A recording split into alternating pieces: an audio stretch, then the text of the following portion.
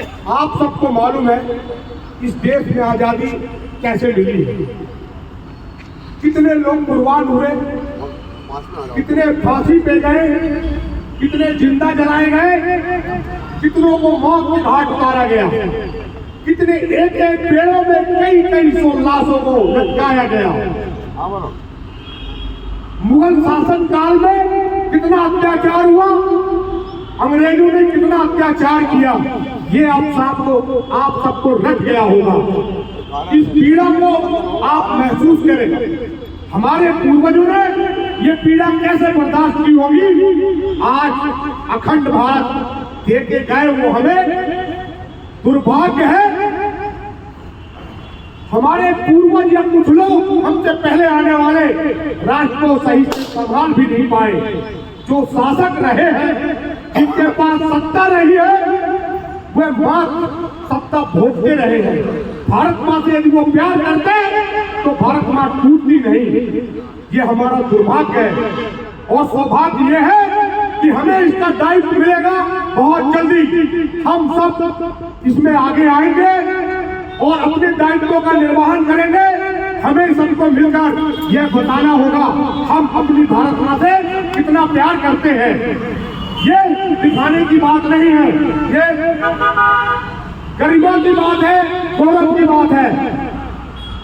मैंने हमेशा अपने मुंह से जो शब्द निकाले हैं वो महिला सशक्तिकरण का बार बार दोहराया है।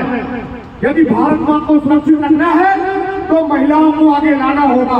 ये मैं आज भी दोबारा दोहरा रहा हूँ। मेरा आप सबसे निवेदन है, आग्रह है कि हम अपने कर्तव्यों को दूसरों के कंधे पे न छोड़ें। हमारी ये बुराइयां हैं, इस बुराई को आज से त्याग दे। हम अपने कर्तव्यों का पालन तो नहीं करते, हमें जो करना होता है वह दूसरों पे डालते हैं। देखते हैं कि पड़ोसी हमारा देश के लिए कुछ करेगा, खाने के लिए हम खाएंगे, कर्तव्यों का पालन पड़ोसी करेगा, ये कैसे संभव है। जबकि हम भूखे रह जाए तो रह जाए, हमारा पड़ोसी भूखा ना सोए। जो पहला कर्तव्य है जीवन दान देने का, अपना गर्दन कटाने का, अपना खून बहाने का, वह सबसे पहले हम करें। जब हम इस सोच की धारा में आएंगे तो देश को अपनी उच्च ऊंचाइयों तक ले जाएंगे। हमारा देश गौरवान्वित होगा। हम झूठा विश्वगुरु नहीं बनाएंगे। विश्वगुरु का तात्पर्य ये नहीं होता है कि हम दबाकर कुचलकर लोगों को दबाकर कुचलकर अपने अधीनस्थ लाए।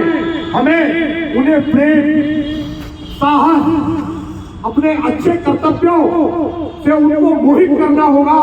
उन्हें भली भांति पूर्वक इस राष्ट्र में बराबर का अधिकार देना होगा, तभी विश्वगुरु ये भारत बन सकेगा। मेरे भाइयों, हमें बाहर की अपेक्षा अपने राष्ट्र के अंदर की ज्यादा सोचनी होगी।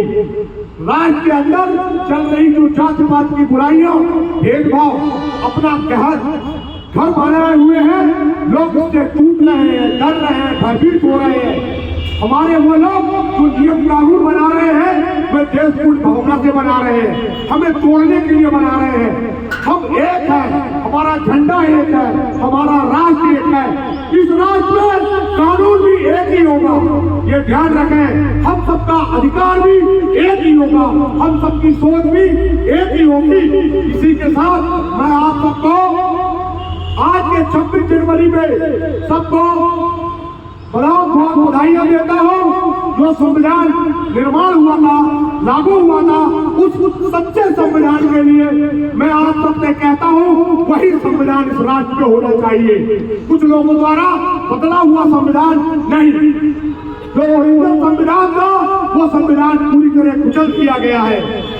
देवी देवता भगवान सभी उस संविधान से हटा दिए गए हैं। भावनात्मक जो बातें थी सब कुचल दी गई है। भेदभाव डाला गया है संविधान में। उस संविधान को फिर बदलने की जरूरत है। जो बाबा साहब अम्बेडकर द्वारा सच्चा संविधान बनाया गया था, उन्हें पुनर्स्थापित करने की पुनः आवश्यकता है। मैं आप सबसे कहूंगा कि जितना मुख्यमंत्री प्रधानमंत्री का अधिकार होता है, उतना ही अधिकार एक हाथ ठेला दिखाने वाले का, एक मोची का होता है, एक पुजारी का होता है, एक पंडित का होता है, इस रोड में चलने वाले हर व्यक्ति का होता है। उसी प्रकार जिस प्रकार हवाई जहाज छोड़ने वाले प्रधानमंत्री का होता है।